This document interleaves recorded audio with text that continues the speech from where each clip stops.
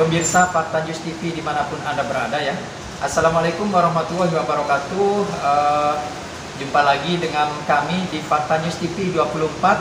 Saya sendiri Yahya. Di kesempatan hari ini, hari Selasa tanggal 12 November 2024 ya.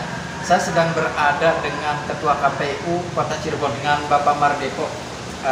Kemudian saya juga didampingi atau ditemani sama Kang Arif. Dalam kaitan ini kami ingin mengajak pada Anda semua ya menyimak tentang konfirmasi atau klarifikasi terkait kericuhan yang terjadi pada saat debat publik kedua kemarin Pak ya.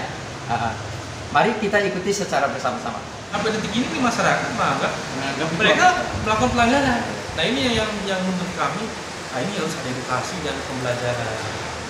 Pak Ketua ini harus bisa memberikan pemaparan terkait apa sih yang sebenarnya terjadi pada saat minggu kemarin gitu terkait debat wali kota Cirebon gitu.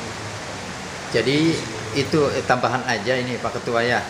Kalau melihat dari apa yang tadi dijelaskan Pak Arif itu kan ya, saya secara pribadi juga sependapat, artinya memang benar. Namun ada muncul insiden seperti itu, jadi tanda tanyanya apakah aturan tersebut tidak disosialisasikan atau bagaimana sehingga undangan itu tidak mengetahui sehingga terjadi kericuhan seperti itu Pak Ketua. Memang betul harus ada proses edukasi lah kepada masyarakat, dan karena selama ini kan KPU terkait dengan debat ini kan komunikasinya itu selama sama LO dari masing-masing paslon. Oh iya, betul. Kami setiap mau ada kegiatan debat ya, itu pasti akan dikomunikasikan, disampaikan. Nah, pada pelaksanaan debat pertama yang berlangsung hari kelima, nah kita juga evaluasi pada waktu itu. Ada masukan juga dari masyarakat kepada KPU bahwa seakan-akan ya, seolah-olah kok paslon ini seperti membaca gitu kan, membaca atau menjawab pertanyaan itu sambil membaca. Jadi seolah-olah ada contekan kan gitu. Ya, seolah-olah juga seakan-akan KPU membocorkan sesuatu. Padahal kita tahu bersama bahwa dalam melaksanakan debat ini KPU tidak sendirian. Ada tim perumus, ada tim panelis ya. Nah, kalau perumus itu yang mendesain debat gitu. Kalau panelis itu yang menggodok soal gitu. Kan seperti itu. Dari evaluasi itu ya, nah mungkin ada juga statement dari rekan kami ya, Kang Basri sebelum debat ya, menyatakan bahwa nanti debat kedua itu paslon nanti akan diberikan disediakan alat tulis dari KPU gitu. Nah, buat itu hasil kesimpulan rapat kami ya, untuk mengantisipasi itu. Nah, tetapi ya, dalam hal ini kan kami tidak boleh membuat aturan di luar dari yang umum. Yang umum itu maksudnya toh di tempat lain juga boleh. Hampir semua baik di provinsi, kabupaten kota kan semua rata-rata kan paslon ini kan saya belum baca. Nah kami kan tidak bisa dengan serta-merta sendiri memutuskan bahwa nanti debat kedua itu tidak boleh membawa gitu. Ya.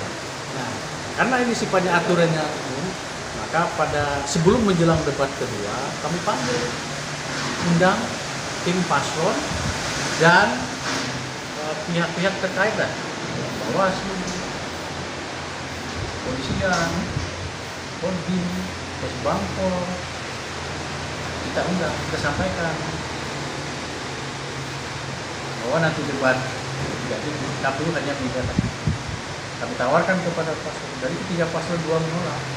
Oh iya, jadi memang ada asal muasalnya akhirnya. Menolak kan? Yang menolak itu berarti paslon 1 2. Yang menolak itu, yang menolak itu adalah paslon 2 dan 3. Oh, yang menolak itu Bahwa tetap harus ada catatan kecil. Ya, untuk pegangan mereka. Jadi karena kita lihat posisi itu, jadi kita simpulkan bahwa nanti pada saat debat kedua diperbolehkan untuk membawa catatan kecil. Nah, catatan kecil ya, silakan langsung dibawa. Tapi kan tidak ada yang bisa menjamin kalau catatan itu bisa dibaca atau enggak gitu. Iya, Ya, karena itu kan kita di lapangan. Jadi aturannya sepakati bahwa masih boleh membawa catatan kecil kan waktu itu. Nah, sejauh ini dari para pihak tim-tim paslon ini, apakah ada yang mempermasalahkan kejadian debat kedua kemarin itu dengan serius? Artinya mungkin ada yang sedang melakukan proses hukum seumpama sejauh ini, ataukah bagaimana menurut Pak? Hanya ada komunikasi via WA saja. Ya. Itu ketua tim pemenangan 02 yang mempersoalkan itu, tapi sudah melalui WA juga kita saling komunikasi sudah saya jelaskan.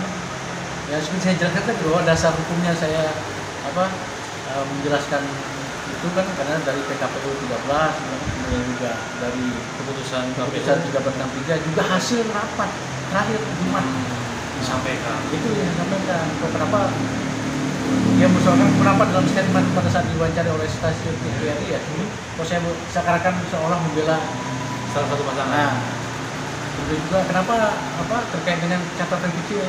Saya bilang justru yang mengusulkan itu adalah 02 sendiri.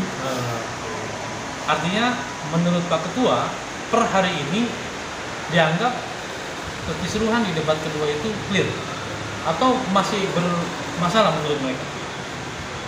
Untuk sampai saat ini sih kalau dari ketua tim pemenangan 02 ya sampai komunikasi terakhir itu ya saya bilang ini harus kita sikapi secara bijaksana ya, terhadap hal-hal yang tidak diatur secara jelas tuh.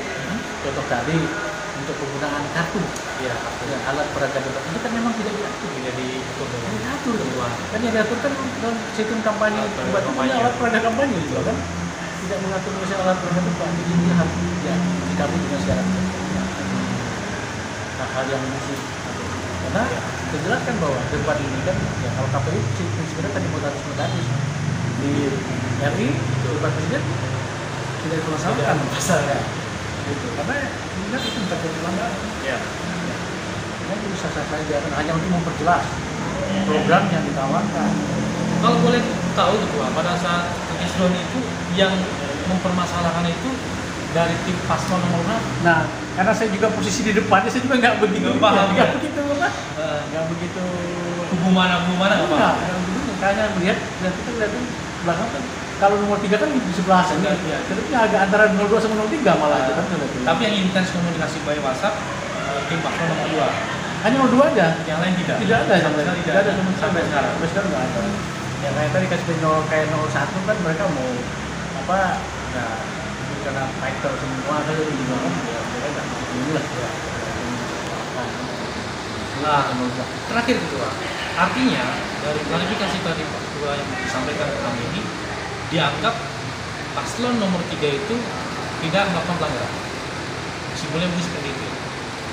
Sejauh dari aturan yang ada, tapi itu norma yang diatur dalam tadi ya itu kan hal hanya sekedar untuk memperlihatkan satu supaya itu kan bukan APK ya dan juga itu kan di normanya tidak mengatur mengenai masalah paslonnya. Ya. Jadi yang diatur kan pendukung yang tidak boleh membawa alat APK itu. Tapi kalau paslon untuk memperjelas program tawarkan itu masih ditolerir menggunakan alat peraga karena contoh-contoh yang sudah ada kan seperti itu. Ya, tidak dasar tersebut paslon 3 ini disinyalir tidak melakukan pelanggaran. Menurut saya tidak melakukan pelanggaran. Baik pemirsa, tadi sudah kita simak secara bersama-sama ya penjelasan dari Ketua KPU Kota Cirebon ya. Mudah-mudahan dengan penjelasan dari Ketua KPU tadi bisa lebih memperterang lagi atau memperjelas lagi ya tentang permasalahan yang selama ini masih boleh katakan remeng-remeng ya Pak. Jadi dengan keterangan tadi ya itu sekaligus sebagai aturan yang ada di dalam PKPU ya. Mungkin bisa kiranya menjadi suatu acuan ya bagi Anda semua para pemirsa dimanapun Anda berada. Akhirnya saya yang bertugas Yahya pamit undur diri langsung dari kantor KPU Kota Madya Cirebon melaporkan Fakta News 24. Saya akhiri, wassalamualaikum warahmatullahi wabarakatuh.